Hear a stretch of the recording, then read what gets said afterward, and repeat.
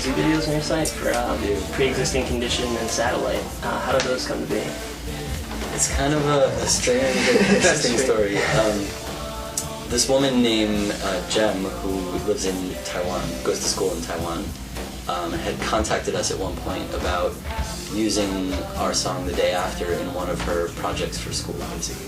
And she said, she wanted to use it for school and then, if possible, post it on the web and all kinds of stuff. So we said that was fine. And she made this thing called Roger the Animator, which was kind of a, I guess it's a little bit postmodern. You sort of have layers of her being the person animating, and it's a story about this character trying to do an animation and experiencing kind of falling asleep and dreaming that the things that are going on in the animation are happening to him, and then it kind of cuts eventually to stop motion of her hands doing various things. So it's kind of a strange layered piece, and I really liked it a lot. I thought it was kind of funny and also very dark at the same time, so I thought it was really great. And I told her, if she ever wanted to do like a video for us, that we would really love to have that happen. And so she made Pre-Existing Condition first, and I thought it was pretty awesome. I really like the giraffes and some of the other elements. I thought it was pretty funny. So then we actually asked her to do a video for Satellite, and we sent her some, really basic. We just took some digital photos in our practice space and sent them to her to cut out and make, animations of us. And so she did that with it. It's received quite positive response at this point. So we shot a music video. We did. How was that? It was a lot of work. It was a lot of fun, but it was a lot of work. So we shot at 3 different schools over a 5-day period, and the production involved, more than 50 people. It was a pretty massive undertaking. I never had to dance so many times in a row. But we had a nice little, dance sequence at the end of our video, and it was very kind of grueling, and it was great. We had a whole lot of extras there, and they were troopers, standing in the sun on a football field all day long in the middle of July. So, a few sunburns aside, everybody had a lot of fun. This guy Neil Foreman directed it. He kind of held the whole thing together. He really did a great job at kind of helming the thing and taking the vision and just making it happen. And we had a video release show for that, and it was received very well. And we're about to embark on a kind of campaign with that to try to get it on TV. Did you guys ever try to get on a major label, or did you have do-it-yourself ethic from the beginning?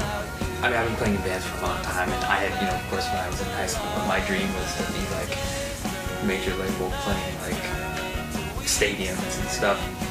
And I am also a recording engineer. I did a bunch of work with people who had lots of experience with major labels.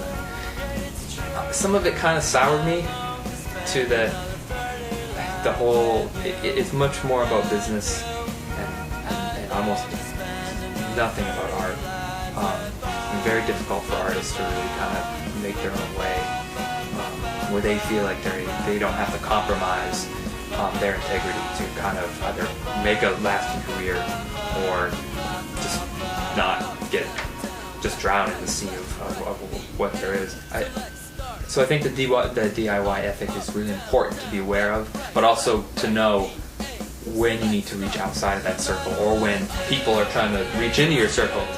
So it's not that we have an opposition to. We have no particular, stance. There's no dogma of we can't sign to a major label, or we can't do this, or can't do that, or can't work with these people. We're just interested in things happening so that we can sustain that creative process and sustain our ability to keep making music. So if an offer came along that was the right offer for us and that we thought we would benefit from, then we would certainly consider that. Until that happens, we're kind of in a situation where we have to do most of the work on our own. In addition to a sick version of Tic-Tac-Toe, there's an advice page on your website. How did you guys find the time to become licensed therapists? Well, first of all, we're not licensed. So let's put that out there. Yeah. All advice is unsanctioned. I hold no degree.